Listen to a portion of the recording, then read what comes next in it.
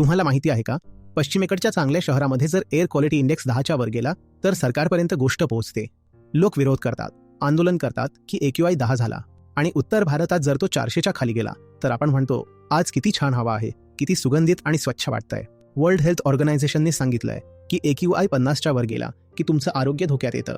पण दिल्ली आणि दिल्लीच्या आसपास राहणाऱ्या लोकांच्या आयुष्यातून आधीच 10 ते 15 वर्ष कमी झाली आहेत. गंगा नदी इतकी प्रदूषित कशी झाली? गंगोत्रीपासून काही प्रदूषण सुरू होतंय का? नाही. मध्ये सगळे आपले जुगाडू उद्योगपती बसलेत.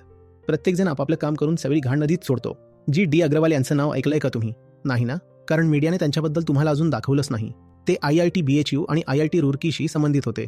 ते सेंट्रल पोल्युशन कंट्रोल बोर्डचे सदस्यही होते. 111 दिवस ते सांगत होते, मी इंजिनियर आहे, संशोधक आहे, शास्त्रज्ञ आहे. मी सरकारी पदावर होतो पॉल्युशन कंट्रोलसाठी. माझा ऐका, तुम्ही तुमची गंगा मारत आहात, पण सरकार त्यांच्याशी बोललंच नाही. शेवटी ते उपोषण करत करत मरण पावले. ही आहे आपल्या ज्ञानी लोकांना आपण देतो ती इज्जत. आणि पहा, आपण आपल्या पर्वतांबरोबर काय करत आहोत. लडाखचं काय केलंय बघा, उत्तराखंडला काय केलंय बघा, शिमल्याचे काय हाल केले बघा. आपल्याला फक्त निसर्गाचं शोषण करून स्वतःचे खिसे भरायचे आहेत. आपण आपल्या तरुणांना हेच शिकवत आहोत की काहीही करा पण खिसे भरा.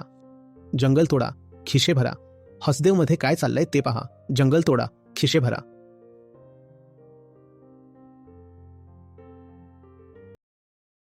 तुम्हाला माहिती आहे का, जगातल्या चांगल्या शहरामध्ये, खास करून पश्चिमेकडच्या, जर एअर क्वालिटी इंडेक्स 10च्या वर गेला ना, तर ती गोष्ट हळूहळू सरकारपर्यंत पोहोचते आणि तिथला महापौर राजीनामा देतो. लोक विरोध करतात, आंदोलनं होतात, कारण AQI 10 झाला. चांगल्या शहरामध्ये AQI 1 पेक्षा कमी असतो. तपासून बघा. जर वाटत असेल की मी काही खूप दूरची गोष्ट बोलतोय तर चांगल्या शहरामध्ये एअर क्वालिटी इंडेक्स 1 पेक्षा कमी असतो. आणि उत्तर भारतात जर तो 400च्या खाली गेला तर आपण म्हणतो, आज किती सुगंधित आणि स्वच्छ हवा आहे. जागतिक आरोग्य संघटनेनं सांगितलंय की AQI 50च्या पुढे गेला की तुम्ही मेलात. दिल्ली आणि दिल्लीच्या आसपास राहणाऱ्या लोकांच्या आयुष्यातून 10 ते 15 वर्ष आधीच कमी झाली आहेत.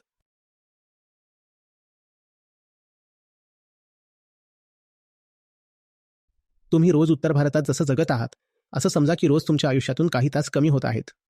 हे ऐकून कसं वाटलं? आज तुम्ही इथे जगलात ना, तर आज तुमच्या आयुष्यातून काही तास कमी झाले, फक्त इथे जगल्यामुळे. आणि अमेरिकेची हवा बघा बरं. लंडनची थेम्स नदी कधी काळी आपल्या यमुनेपेक्षा जास्त प्रदूषित होती, पण त्यांच्याकडे ज्ञान आहे, त्याने तिला स्वच्छ करून टाकलं. आज पोर्टेबल पाणी आहे त्यात. पोर्टेबल वॉटर म्हणजे काय? पिण्यायोग्य पाणी. आम्ही जर्मनीतून जात होतो. तिथे आजूबाजूला असे छोटे छोटे तलाव दिसले, जसे भारतात गावांमध्ये दिसतात. तर आमचे मित्र आम्हाला फिरवत होते, तेव्हा त्यांनी सांगितलं की हे पाणी पिण्यायोग्य आहे. म्हणाले, इथे आंघोळीचं आणि पिण्याचं पाणी एकच असतं. तिकडे असं होत नाही की आंघोळीसाठी वेगळं पाणी आहे किंवा तुम्ही ते लावलंय, काय म्हणतात त्याला, जे किचनमध्ये लावतात, RO प्युरिफायर लावलेलं आहे. पण तसं काही लागत नाही. अंघोळ करताय ना, तेच पाणी प्यायला घ्या. इतकं स्वच्छ आहे. हवा स्वच्छ आहे, पाणी स्वच्छ आहे. आणि हे सगळं तेव्हा झालंय जेव्हा त्यांच्या देशात जबरदस्त औद्योगिकीकरण झालंय. त्यांनी हे कसं केलं? एवढं सगळं औद्योगिकीकरण होऊनही कमी प्रदूषण कसं ठेवलं? यासाठी ज्ञान लागतं. जुगाड म्हणेल, कसंही करून पैसे कमवायचेत ना, त्यासाठी प्रदूषण झालं तरी चालेल. हा भारत आहे, मला पैसे कमवायचेत. मग त्याने प्रदूषण होत असेल तरी होऊ दे. गंगा कशी प्रदूषित झाली? गंगोत्रीपासूनच प्रदूषण सुरू झालंय का? आणि गंगोत्रीपासून कानपूरला येईपर्यंत गंगेची हालतच खराब होते. इथे मध्ये जे सगळे भारताचे जुगाडू उद्योगपती बसलेत ना, ते आपापलं काम करून सगळी घाण नदीत टाकून देतात. आणि फक्त उद्योगच सगळी घाण गंगेत सोडत नाहीत, तर ज्या शहरांच्या सरकारी संस्था आहेत ना, अधिकृत, त्या शहरांचा कचरा आणि मलसुद्धा थेट गंगेत सोडतात.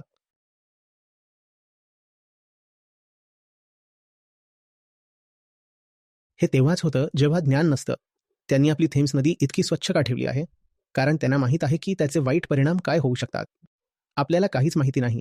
आपलं मीडिया आपल्याला दाखवतंय की बघा ही अमुक कोण आहे, ती पाकिस्तानहून आली होती, आज तिने कोणती साडी घातलीये.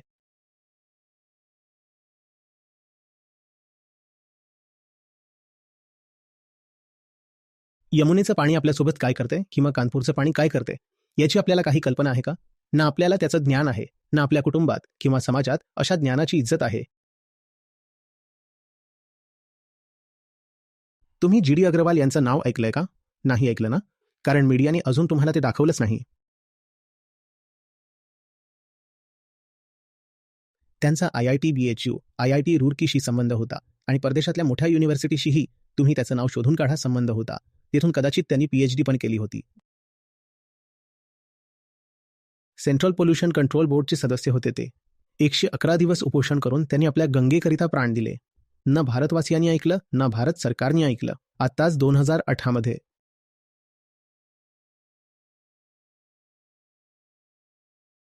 111 दिवस ते सांगत होते, माझं ऐका, मी इंजिनियर आहे, मी रिसर्चर आहे, मी सायंटिस्ट आहे, मला कळतं हे, आणि मी स्वतः सरकारी पदावर होतो पॉल्युशन कंट्रोलमध्ये.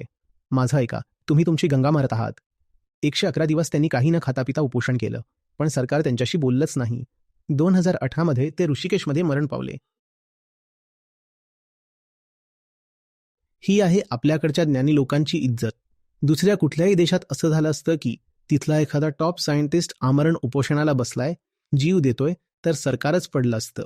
पण आपल्याला ज्ञानाशी काय घेणं देणं आहे? IIT मधून पास झालेल्याची ही इज्जत फक्त तेव्हाच आहे जेव्हा तो भरपूर पैसा कमावतो. जर तुम्हाला असा IITian भेटला जो पैसा कमावत नाही, तर त्याची काहीच इज्जत नाही.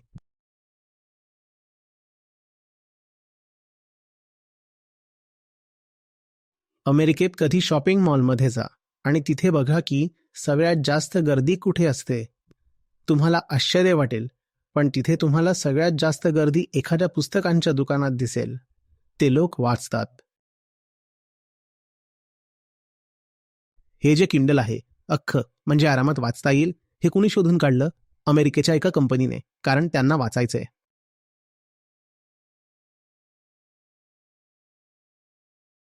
ते म्हणतात मी फ्लाईटमध्ये वाचणार, मी सगळीकडे वाचणार, मला वाचायचं आहे. तो एक ज्ञानावर आधारित देश आहे, ज्ञानावर आधारित अर्थव्यवस्था आहे.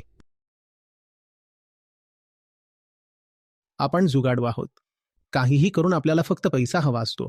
मग तो लाच घेऊन येवो, घाणेरडं काम करून येवो किंवा घाण पसरवून मिळव, पैसा येतोय ना, बस झालं.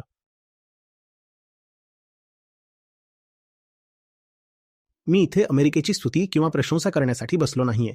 इतर वेळी मी अमेरिकेवर जोरदार टीका केली आहे. अनेक मुद्द्यांवर त्यांची निंदा केली आहे.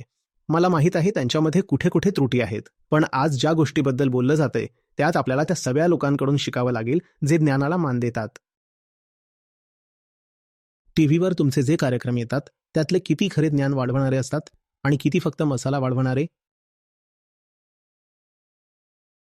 बरेच कार्यक्रम फक्त उत्तेजना वाढवणारे असतात.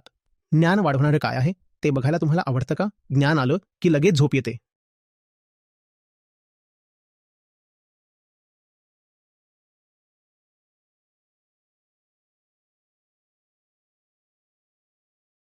रिसर्च पेपर सुद्धा आपल्या युनिव्हर्सिटीजमध्ये चोरी करून कॉपी करून पब्लिश होतो.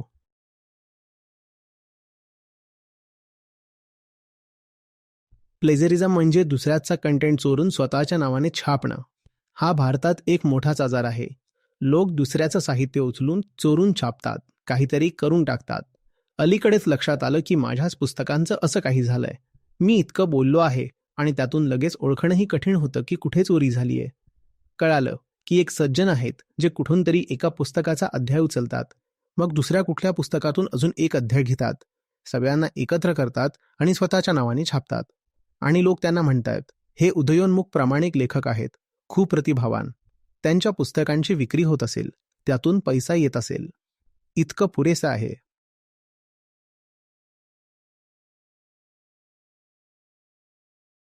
जुगाड पाहिजे, पैसा कमवायचा आहे.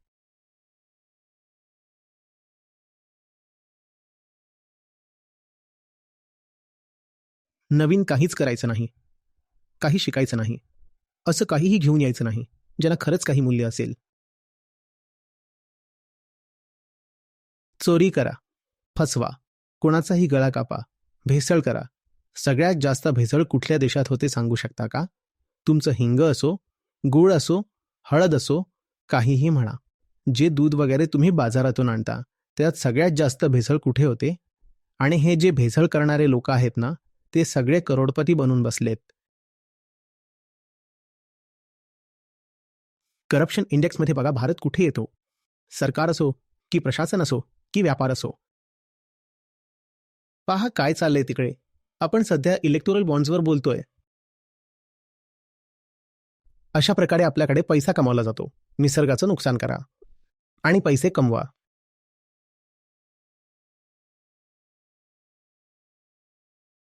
अमेरिकेबद्दल तुम्ही कधी असा विचारच केला नसेल. अमेरिकेचे फोटो पाहिले की तुम्हाला वाटतं, होय, मोठमोठ्या इमारती उभ्या आहेत, पण तिथलं नैसर्गिक सौंदर्य, ते तर तुम्ही कधी पाहिलंच नाही ना? आता मी परत परत अमेरिका म्हणायला लागलो, तर लोक म्हणतील बघा, हा आला मोठा शहाणा, अमेरिकेचा चमचा वगैरे. मग बाकी देशांचाही विचार करूया ना? कॅनडाबद्दल बोलूया, सगळ्या पश्चिम युरोपबद्दल बोलूया, ऑस्ट्रेलियाबद्दलही बोलूया.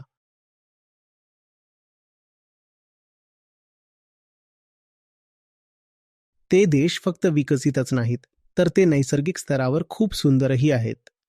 त्यांनी आपली प्रकृती खूप प्रेमाने जपून ठेवली आहे. त्यांच्या नद्या बघा, त्यांची जंगलं बघा, त्यांची जैवविविधता बघा. आणि मग बघा, आपण आपल्या पर्वतांबरोबर काय करत आहोत. बघा, आपण लडाखबरोबर काय करत आहोत. बघा, आपण उत्तराखंडचं काय केलंय. आपण शिमल्यासोबत काय केलंय.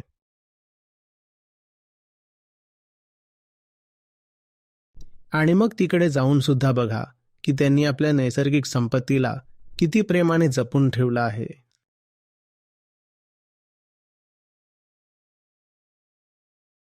रस्ता पार करायचा असेल ना, तर प्राण्यांसाठी ते ग्रीन ब्रिज बनवतात रस्त्याच्या वरून. म्हणजे काय होईल, की बिचारा प्राणी रस्त्यावर येऊन मारला जाऊ नये.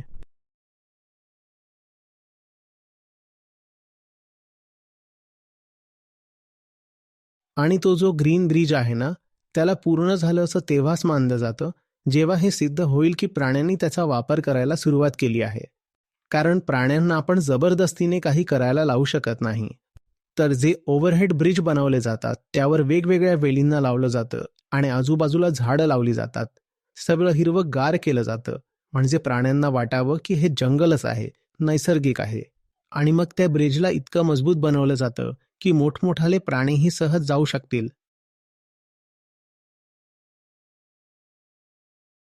ते सगळं हिरवंगार केलं जातं आणि इतकं मजबूत बनवलं जातं की मोठे प्राणीही त्यावरून जाऊ शकतात. ते किती आदर करतात आपल्या निसर्गाचा. आणि आपल्याला तर निसर्गाचंही शोषण करून फक्त खिसा भरायचा आहे. आपल्या तरुणांना आपण हेच शिकवत आहोत. काहीही करून फक्त खिसा भरा. जंगल तोडा आणि खिसा भरा. हसदेवमध्ये बघा काय चाललंय. जंगल तोडा, खिसा भरा.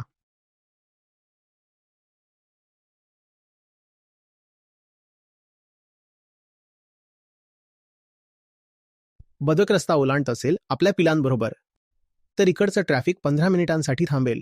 तिकडचंही ट्रॅफिक 15 मिनिटांसाठी थांबेल. जेव्हा ते पूर्णपणे रस्ता ओलांडतील तेव्हाच लोक पुढे जातील.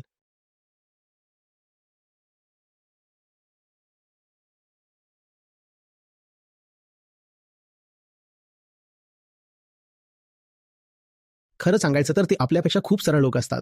आता मी हे बोलतोय तर बरेच लोक म्हणतील की हा राष्ट्रद्रोही आहे, अँटी नॅशनल आहे. हा म्हणतोय की अमेरिकन लोक सरळ असतात आणि भारतीय लोक वाकडे आहेत. सत्य बोलणं माझं कर्तव्य आहे, म्हणून सांगतोय. जितका जुगाड, फसवणूक आपण आपल्या व्यवस्थेत बसवून ठेवलेला आहे ना, तितका दुसऱ्या देशांमध्ये नसतो. काही देशांमध्ये असेल, अपवाद असतातच. पण निदान सुशिक्षित आणि विकसित देशांमध्ये तसं कमीच दिसतं. त्यांना आपली ही फसवणूक समजतच नाही. एखादा विदेशी भारतात येतो तेव्हा तो खूप लुटला जातो. पण भारतीय जेव्हा परदेशात जातो तेव्हा तिथून शिक्षण घेतो, संधी मिळवतो, पैसा कमावतो. हेच होतं ना? भारतीय जेव्हा बाहेर जातो तेव्हा बघा त्याला किती चांगले अनुभव येतात. पण एखादा विदेशी भारतात आला की त्याला लुबाडलं जातं. विशेषतः धार्मिक ठिकाणी तर अशी लूट चालते की विचारू नका. आणि अलीकडे कुठल्या तरी देशातून एक महिला आली होती जिचा सामूहिक बलात्कार झाला. स्पेनची होती बहुतेक. स्पेनहून आली होती आणि तिच्यावर सामूहिक बलात्कार झाला. पण जर एखादी भारतीय महिला अमेरिकेत गेली असती तर तिच्यावर असा प्रकार झाला नसता. पण परदेशातून एखादी महिला भारतात आली की तिच्यावर सामूहिक बलात्कार होतो. मग सांगा बरं, खरंच सरळ कोण आहे? भारतातला का विकसित देशातला? आणि ते सरळ आहेत, कारण ते ज्ञानाचा सरळ मार्ग घेतात. आपल्याकडे मात्र सगळा जुगाडाचा वाकडा मार्ग चालतो.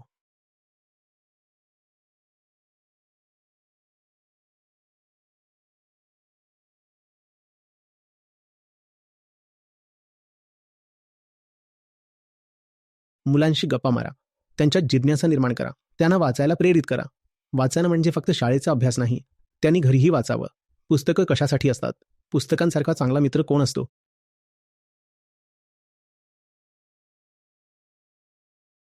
आणि पैशांच्या झगमगाटापासून मुलांना दूर ठेवा.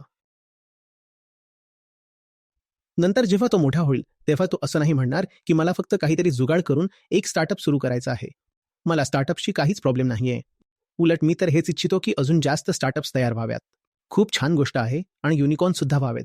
पण असं नको ना. तुमच्या स्टार्टअपने काय केलंय? सगळे स्मार्ट ॲप्स बनवतायत. भारतातली संपूर्ण स्टार्टअप इकोसिस्टम काय आहे? त्यात खरंच काही इनोव्हेशन आहे का? आता अशी स्टार्टअप्स येत आहेत की तुम्ही एक बटन दाबाल आणि कोणीतरी येऊन तुमची गाडी साफ करून जाईल. यातून इकॉनॉमीमध्ये खरंच काय व्हॅल्यू ॲड होत आहे? किती होत आहे? सांगा ना. पण ही कंपनी चालेल कारण लोकांना गाड्या साफ करून घ्यायच्या आहेत. म्हणून ही चांगली बिझनेस आयडिया झाली. म्हणजे मी काय केलंय? एक ॲप बनवलंय. ते ॲप काय करतं? तुम्ही त्यात तुमच्या घराचा पत्ता टाका आणि वेळ सांगा आणि गाडीचा नंबर लिहा. मग कोणीतरी येईल, तुमची गाडी साफ करेल आणि निघून जाईल. बस हेच आहे. यात आणि गुगलमध्ये काहीतरी फरक आहे ना? गुगल पण एकेकाळी स्टार्टअप होतं आणि हे पण एक स्टार्टअप आहे. पण दोघांमध्ये किती मोठा फरक आहे ते लक्षात येतंय का? गुगलने खरंच काही मूल्य निर्माण केलं. इथे काय मूल्य वाढवलं गेलंय? कोणीतरी येऊन तुमची गाडी साफ करून गेला. बस. आणि आपले भारतीय स्टार्टअप्स बघा. कोणीतरी येईल आणि तुमच्या घरी जेवण पोचवून जाईल. आता त्याची $1 बिलियन व्हॅल्युएशन झाली असेल. पण यात तुम्ही काय मोठा पराक्रम केला आहे? फक्त रेस्टॉरंटमधलं जेवण तुमच्या घरी पोचवलं जात आहे. पण लोक म्हणतात, वा, किती भारी काम केलं. भारी काम म्हणजे काय? म्हणे तो व्हेज बिर्याणी घरी पोचवतो. भारी काम झालं म्हणे. यात आणि ॲपल किंवा गुगलमध्ये काही फरक दिसतोय का नाही?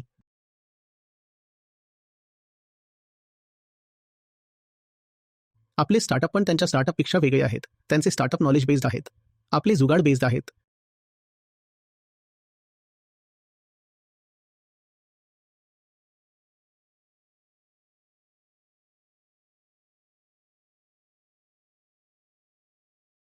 मुलांना योग्य संस्कार द्या. ज्ञानाबद्दल त्यांच्या मनात आदराची भावना निर्माण करा. मग पुढचं बरंच काही आपोआप ठीक होईल. पैसा वाईट गोष्ट नाही. पण पुन्हा सांगतोय, लक्ष्मीने सरस्वतीच्या मागूनच यायला हवं. जेव्हा सरस्वतीशिवाय लक्ष्मी येते तेव्हा परिणाम घातक होतात.